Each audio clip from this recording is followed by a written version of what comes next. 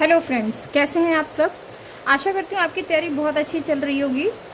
तो आज के सेशन में एक्चुअली मैं नया नहीं कुछ बताने जा रही हूँ। प्रीवियस सेशन में मैंने आपसे बात करी थी न्यू इवोल्यूशनिज्म के लिए। न्यू इवोल्यूशनिज्म में हमने जो भी पढ़ा था मार्शल सालिन, ये स्पेसिफिक एंड जनरल इवोल्यूशन, उसी के क्रम में हम थोड़ा सा एक और चीज़ आपको ऐड ऑन करा देते हैं जो बहुत इंपॉर्टेंट है, जो रिसेंट डेवलपमेंट है। ये आप कह सकते हैं सिलेबस में कई बार पूछ लेता है और ये सिलेबस में भी है। और ट्रेडिशनल के साथ साथ हमें वो चीज़ें भी नज़र रखनी पड़ती हैं, हमें वो चीज़ें भी पढ़नी पड़ती हैं जो हमें जो अभी रिसेंट डेवलपमेंट किए गए हैं, जो रिसेंटली ऐड ऑन किए गए हैं आपके सिलेबस में। ठीक है, तो उसी क्रम में थोड़ा सा एक आप और ऐड कर लीजिएगा न्यू इवोल्यूशनिज्म के ही चैप्टर में। एक आती है theory of differential evolution. Theory of differential evolution जिसे दिया था R.L. कार्नीरो एंड टोबियास ने। तो ये अपने नोट्स आप अपने खुद भी बना सकते हैं, वीडियो के दौरान स्क्रीनशॉट ले लीजिएगा और बिल्कुल इसी तरह से आप भी लिखिएगा। तो देख लेते हैं ये क्या है थियरी ऑफ डिफरेंशियल इवोल्यूशन, जिसे रॉबर्ट एल कार्नीरो ने और टोबियास ने प्रपोज किया था।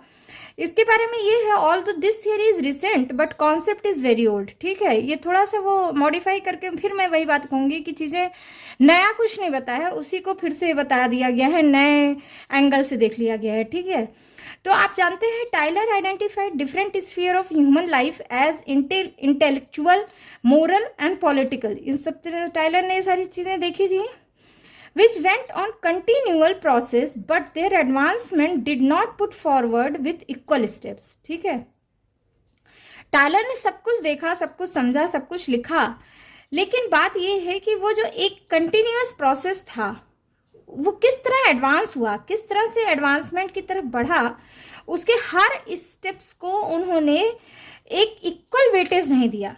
ठीक है, लेकिन फिर देखिए हुटन ने क्या किया। Hooton in field of hominid evolution also noted that all part of human body had not been evolved in same scale.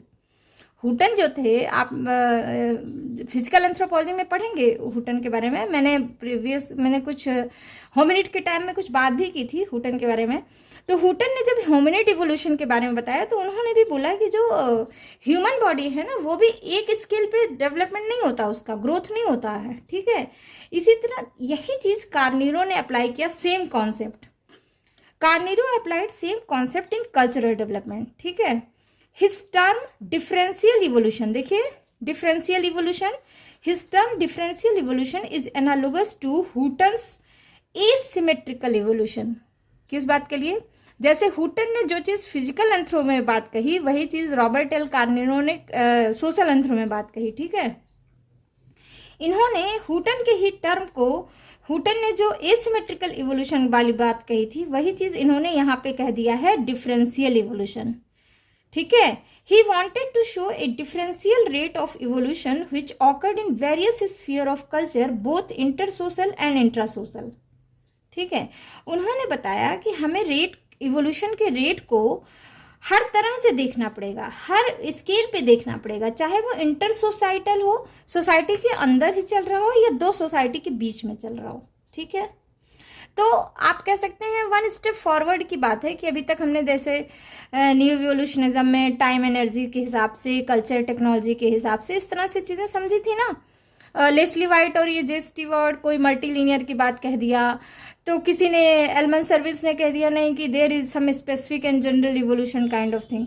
ठीक है, तो यही चीज़ रॉबर्ट एल कार्नीरो ने कहा कि सभी जो स्टेजेस हैं डेवलपमेंट के, वो एक जैसे नहीं ग्रोथ करते। There are some rate of speed, there is some rate of evolution. ठीक है, तो वही चीज़ उन्होंने बात कही है कि चाहे सोसाइटी के अंदर हो, चाहे दो सोसाइटी के बीच में हो, हमें एक एक स्फीयर के रेट ऑफ इवोल्यूशन को समझना ज़रूरी है। Societies did not only evolve following variable degree of development, differences are also found in respect of different sphere of same culture.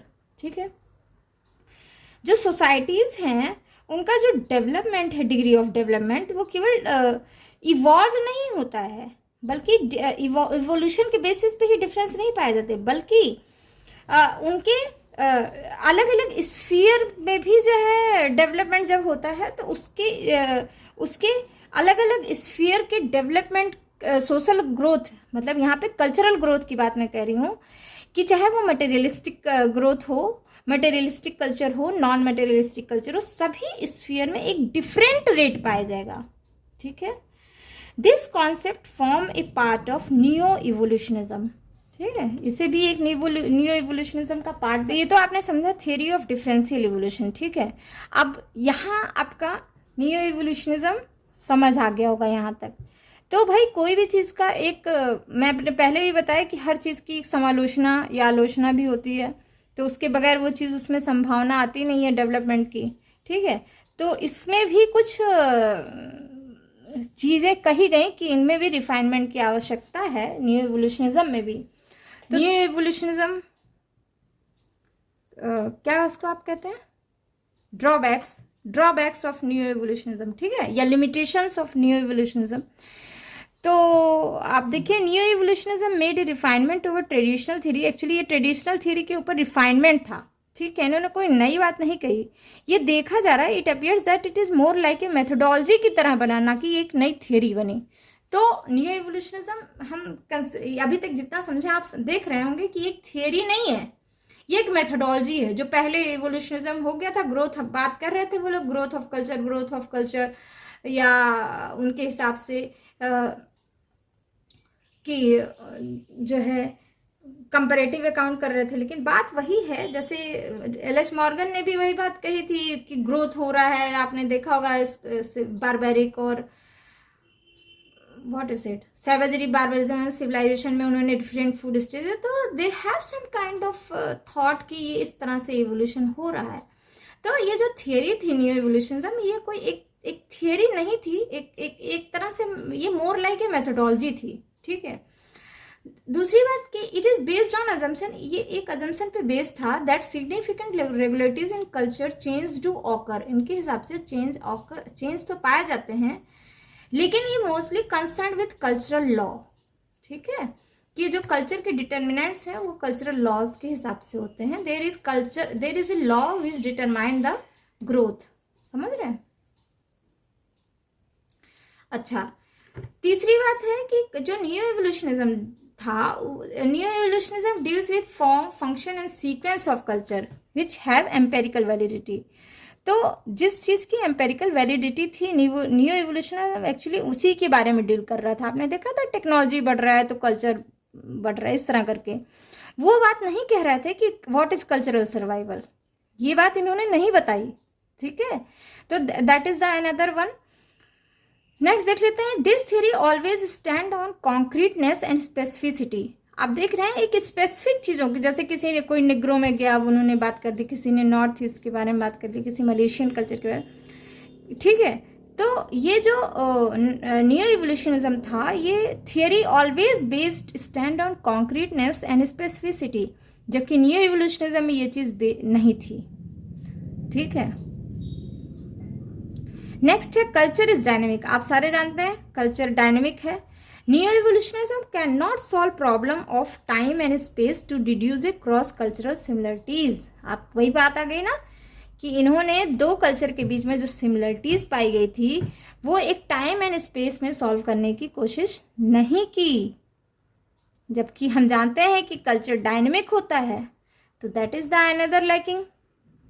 तो दैट्स ऑल अबाउट न्यू इवोल्यूशनिज्म। अब इससे बाहर का नहीं पूछेगा, तो इतना आप जरूर जानिए न्यू इवोल्यूशनिज्म के बारे में। अब इतना जानने के बाद आप इसको मल्टीपल चॉइस क्वेश्चन में भी कर सकते हैं, डिस्क्रिप्टिव में भी कर सकते हैं। 50 वर्ड्स लिखना हुआ तो 50 वर्ड्स भी लिख सकते हैं, और 200 वर्ड्स लिखना हुआ तो उसे भी आप लिख सकते हैं। ठीक है ना? इसके अलावा कोई प्रॉब्लम आ रही है तो मुझे ज़रूर मैसेज बॉक्स में जाके मैसेज करें, मैं नेक्स्ट वीडियो में उसे रेक्टिफाई करने की कोशिश करूँगी। ठीक है ना?